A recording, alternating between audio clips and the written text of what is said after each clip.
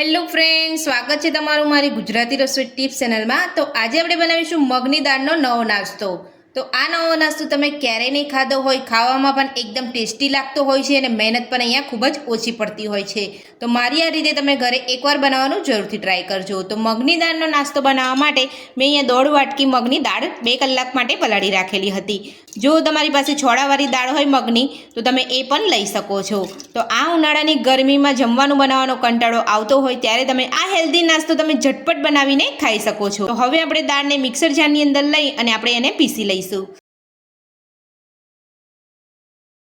તો મગની દાળ ઉમેરી લીધી છે આપણે મિક્સર જારમાં અને 1 વાટકી પાણી પણ આપણે અહીંયા ઉમેરી લીધું છે। તો જે મગની દાળ પલાળી હોય એ જ પાણીને આપણે અહીંયા ઉપયોગમાં લેવાનું છે। બાકીનું સાઈડમાં પાણી આપણે રહેવા દીધું છે। આ પણ પાણીનો આપણે અહીંયા ઉપયોગ કરીશું, એ હું તમને અહીંયા દાળ પીસીને પછી તમને બતાવીશ। તો સૌથી પહેલાં આપણે અહીંયા દાળ એક મિક્સર જારની અંદર લઈ લીધી છે। તો હવે આપણે તેની અંદર તીખાસ માટે લીલા મરચાં અને 1 ઇંચ આદુનો ટુકડો આપણે અહીંયા ઝીણો સમારીને લઈ લીધો છે। તે આપણે બંને વસ્તુ આપણે અહીંયા ઉમેરી લઈશું। જો તમે અહીંયા લસણ ખાતા હોય તો તમે લસણ પણ ઉમેરી શકો છો। તો તીખાસ માટે આપણે અહીંયા 2 લીલા મરચાં લીધા છે। તો હવે આપણે તેની અંદર 1 ચમચા જેટલું દહીં ઉમેરીશું। તો મેં અહીંયા મોરું દહીં લીધું છે। જો તમારી પાસે મીડિયમ ખાટું દહીં હોય તો તમે એ પણ લઈ શકો છો। તો હવે આપણે મિક્સર જારનું ઢાંકણ બંધ કરી અને બધું સરસ પીસી લઈશું। તો બધું જ આપણે અહીંયા પીસી લીધું છે। તો હવે આપણે ચેક કરી લઈશું। તો દાળ અને આદુ મરચાં આપણે અહીંયા એકદમ સરસ પીસાઈ ગયા છે। તો હવે આપણે એક બાઉલની અંદર કાઢી લઈશું।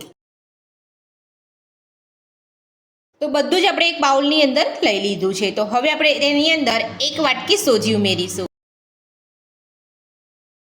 સોજી ઉમેરીને બધું સરસ મિક્સ કરી લઈશું।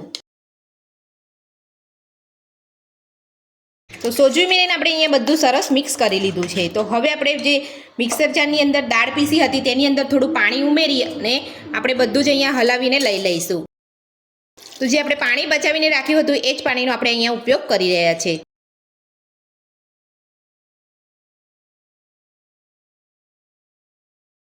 તો પાણી ઉમેરીને બધું જ આપણે અહીંયા સરસ મિક્સ કરી લીધું છે। તો હવે આપણે 20 મિનિટ જેટલું ઢાંકીને આપણે રહેવા દઈશું। તો 20 મિનિટ જેટલો સમય થઈ ગયો છે। તો હવે આપણે ચેક કરી લઈશું। તો તમે જોઈ શકો છો સોજી આપણો એકદમ સરસ અહીંયા ફૂલી ગયો છે।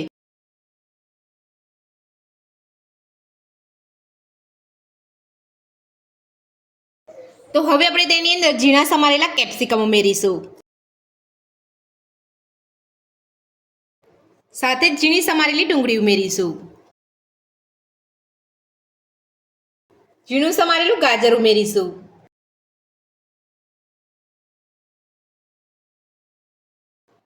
સાથે જ ઝીણું સમારેલું ટામેટું ઉમેરીશું। તો આ બધું જ તમે આ રીતે ઝીણું સમારવા ના માંગતા હોય તો તમે ચોપરની અંદર ચોપ પણ કરી શકો છો।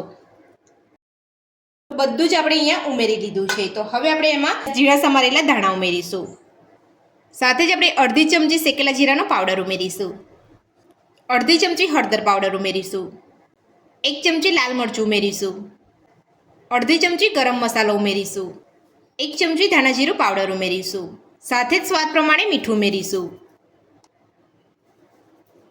તો હવે આપણે બધું સરસ મિક્સ કરી લઈશું।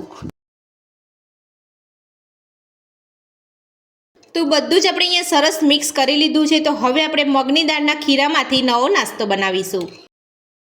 તો મગની દાળનો નવો નાસ્તો બનાવવા માટે મેં ગેસ ઉપર એક અહીંયા પેન મૂક્યું છે। પેનની અંદર 2 ચમચી તેલ ઉમેરીશું।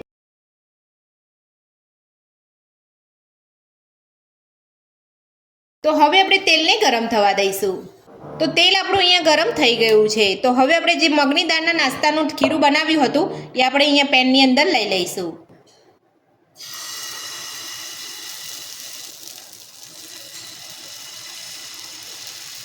તો આ રીતે આપણે અહીંયા ફેલાવી લઈશું।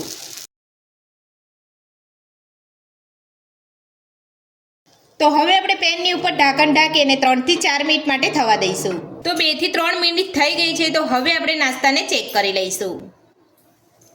તો એક બાજુ નાસ્તો આપણો અહીંયા સરસ કૂક થઈ ગયો છે। તો હવે આપણે બીજી બાજુ ફેરવી લઈશું અને બીજી બાજુ પર આપણે નાસ્તાને થવા દઈશું। તો જે બાકીનું અંદર તેલ છે એ આ રીતે તમે હલાવશો એટલે બધી જ બાજુ સરસ અહીંયા તેલ લાગી જશે। તો બીજી બાજુ પણ એ જ રીતે આપણે 2 થી 3 મિનિટ જેટલું ઢાંકીને થવા દઈશું. તો જો તમને નાસ્તો અહીંયા કાચો લાગતો હોય તો તમારે આ રીતે અહીંયા થોડી વાર રવા દેવાનો છે, 1 થી 2 મિનિટ, એટલે તમારો નાસ્તો એકદમ સરસ અહીંયા કૂક થઈ જશે.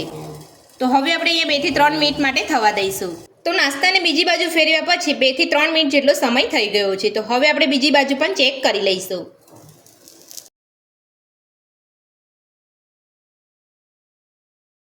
તો તમે જોઈ શકો છો બંને બાજુ આપણો નાસ્તો સરસ અહીંયા કૂક થઈ ગયો છે. તો મગની દાળનો નવો નાસ્તો બનીને આપણો તૈયાર છે. તો આ જ રીતે આપણે બધો જ નાસ્તો બનાવી લઈશું. તો મગની દાળનો એકદમ હેલ્ધી નવો નાસ્તો બનીને આપણો તૈયાર છે. તો મગની દાળનો હેલ્ધી નાસ્તો તમે ઘરે એકદમ ઝટપટ બનાવીને ખાઈ શકો છો. તો આજની રેસીપી તમને કેવી લાગી મને કોમેન્ટ બોક્સમાં કમેન્ટ કરીને જરૂરથી જણાવજો. રેસીપી પસંદ આવી તો વિડીયોને લાઇક કરજો, ચેનલને સબસ્ક્રાઇબ કરજો, તમારા મિત્રોને જરૂરથી શેર કરજો. Thank you.